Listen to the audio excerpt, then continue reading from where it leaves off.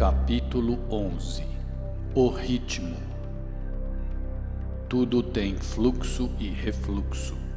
Tudo tem suas marés. Tudo sobe e desce.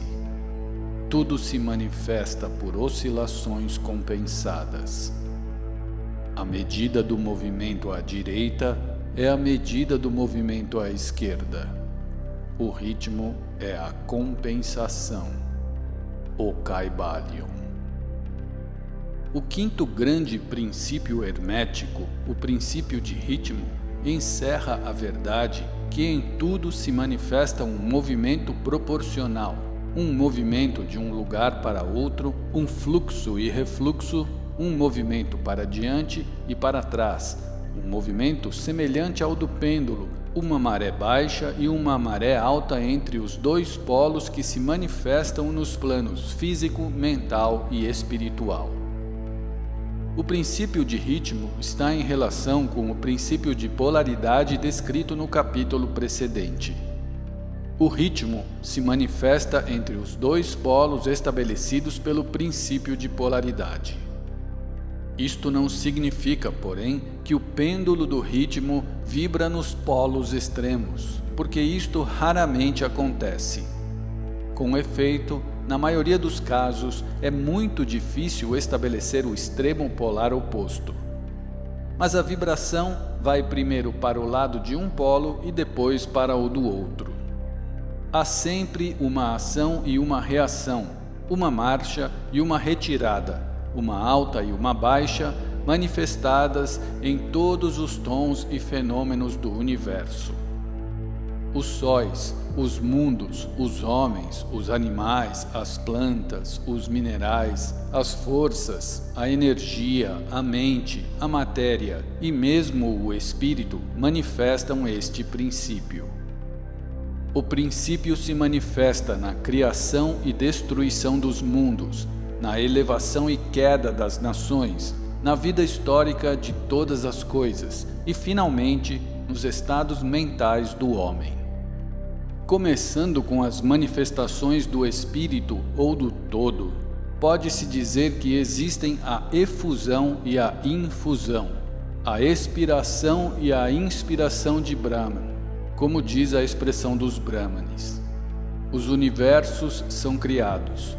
Eles chegam ao ponto mais baixo de materialidade e logo começam a sua vibração para cima. Os sóis nascem à existência e, sendo atingida a sua maior força, o processo de retrocesso começa e depois de éons de tempo, eles se tornam inertes massas de matéria, esperando um outro impulso que novamente ponha as suas energias interiores na atividade e começa um novo ciclo de vida solar. E assim é com todos os mundos. Nasceram, viveram e morreram. É só renascer. E assim é com todas as coisas de figura e forma. Elas vibram da ação para a reação, do nascimento para a morte, da atividade para a inatividade, voltam para trás. Assim é com todas as coisas viventes. Nasceram, cresceram, morreram e depois tornaram a nascer. Assim é com todos os grandes movimentos, as filosofias, os credos, os costumes, os governos, as nações e todas as outras coisas. Nascer, crescer, amadurecer, decair, morrer e depois renascer. A vibração do pêndulo está sempre em evidência. A noite segue o dia e o dia segue a noite. O pêndulo vibra do outono ao inverno e depois volta para trás.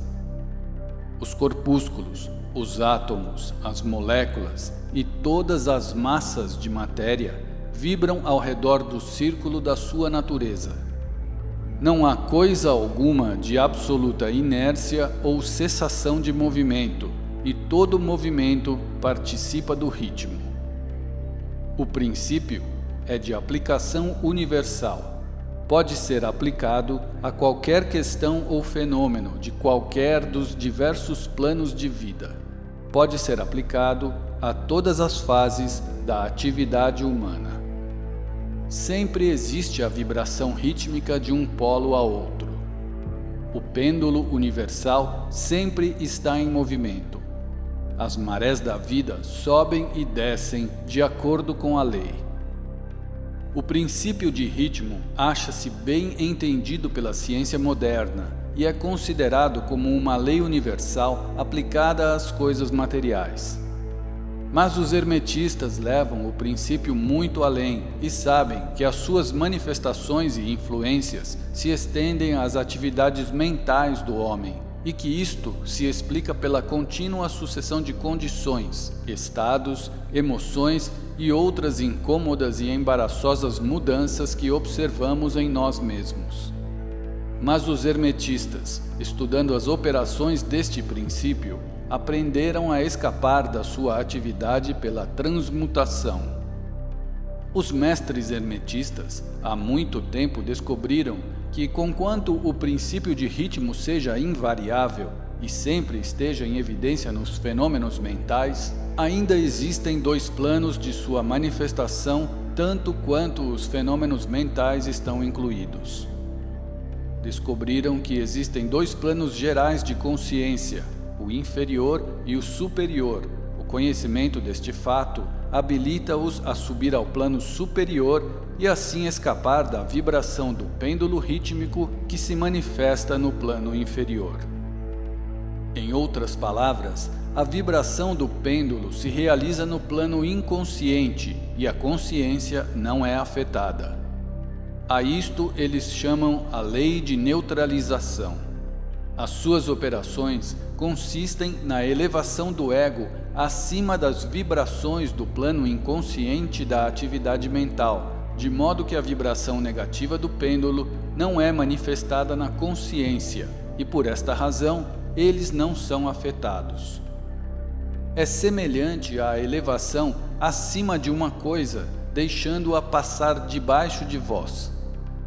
Os mestres hermetistas ou os estudantes adiantados, polarizando-se no polo desejado e por um processo semelhante à recusa de participar da vibração que desce, ou, se preferis, à negação de sua influência sobre eles, sustêm-se firmes na sua posição polarizada e deixam o pêndulo mental vibrar para trás no plano inconsciente. Todas as pessoas que atingiram todos os graus do domínio próprio realizam isto mais ou menos inconscientemente e, recusando deixar as suas condições e os seus estados mentais negativos dominá-las, aplicam a lei de neutralização. O mestre, contudo, leva-os a um grau muito elevado de progresso e, pelo uso da sua vontade, atinge um grau de equilíbrio e firmeza mental quase impossível de ser criado pelos que deixam mover-se à direita e à esquerda pelo pêndulo mental das condições e emoções. A importância disto pode ser apreciada por qualquer pensador que compreende que a maioria das pessoas são criaturas de condições, emoções e sensações e que só manifestam um domínio próprio muito insignificante. Se quiserdes deter-vos e examinar um momento, vereis como muitos movimentos de ritmo vos afetaram em vossa vida, como um período de entusiasmo foi invariavelmente seguido por uma sensação e condição de depressão. Do mesmo modo, as vossas condições e períodos de coragem foram seguidos por iguais condições de medo. E assim sempre aconteceu com a maioria das pessoas. Tempos de sensação sempre apareceram e desapareceram com elas, mas elas não suspeitaram a causa ou razão do fenômeno mental. A compreensão das operações deste princípio dará à pessoa a chave para o domínio destes movimentos rítmicos de emoções e habilitá-la a conhecer melhor a si mesma e a evitar de ser levada por estes fluxos e refluxos. A vontade é superior à manifestação consciente deste princípio, todavia, o próprio princípio não pode ser destruído. podemos escapar dos seus efeitos, porém, apesar disso, o princípio está em operação. O pêndulo sempre se move, porém, nós podemos escapar de sermos levados por ele. Há outras espécies de operações deste princípio de ritmo de que queremos falar agora. Acha-se na sua ação aquilo que é conhecido como a lei de compensação. Uma das definições ou significações da palavra compensação é contrabalançar, que é o sentido em que os hermetistas empregam o termo. É a esta lei de compensação a que se refere o Kybalion quando diz: a medida do movimento à direita é a medida do movimento à esquerda. O ritmo é a compensação. A lei de compensação é que o movimento numa direção determina o movimento na direção oposta ou para o polo oposto. Um balança ou contrabalança o outro. No plano físico, vemos muitos exemplos desta lei. O pêndulo do relógio move-se em certa distância à direita e depois numa igual distância à esquerda. As estações balançam-se umas às outras da mesma forma. As marés seguem a mesma lei. E a mesma lei é manifestada em todos os fenômenos de ritmo. O pêndulo com brevidade move-se numa direção e com a mesma brevidade na outra. Um movimento extenso à direita representa invariavelmente um movimento extenso à esquerda. Um objeto atirado para cima a uma certa altura tem uma igual distância para atravessar na volta. A força com que um projétil é arremessado 1 milha para cima é reproduzida quando o projétil volta à Terra. Esta lei é constante no plano físico, como vos mostrará uma referência às autoridades modelos. Porém, os hermetistas levam isto muito mais longe. Eles ensinam que os estados mentais de um homem estão sujeitos à mesma lei. O homem que goza sutilmente está sujeito a sofrimentos sutis, ao passo que aquele que sente poucas penas só é capaz de sentir pouco gozo. O porco sofre, porém, muito pouco mentalmente e também goza muito pouco, é compensado. E do outro lado, temos outros animais que gozam sutilmente, mas cujo organismo nervoso e temperamento lhes faz sofrer esquisitos graus de penas. E assim é com o homem. Existem temperamentos que permitem um grau muito inferior de gozo e, igualmente, um grau inferior de sofrimento. Enquanto que há outros que permitem um gozo mais intenso, mas também um sofrimento mais intenso. A verdade é que a capacidade para o sofrimento ou gozo é contrabalançada em cada indivíduo. A lei de compensação está aí em constante operação.